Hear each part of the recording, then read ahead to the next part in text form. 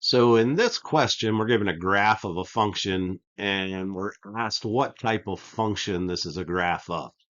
And so this is a question that you either know or you don't know. There's no way to just look at this and figure it out if you don't know what all these different functions graph like.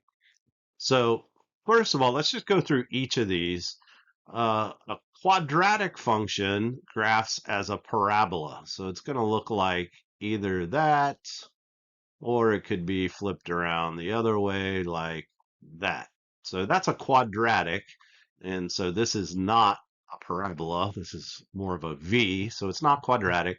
A linear just means it graphs as a straight line. This is not a straight line. Again, it's like a V. So it's not linear. Exponential functions either look like this.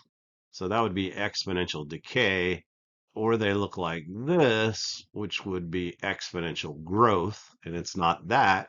So that leaves us with an absolute value function, and absolute value functions do look like a V, so they're either like this or they face down like the one that we're given here.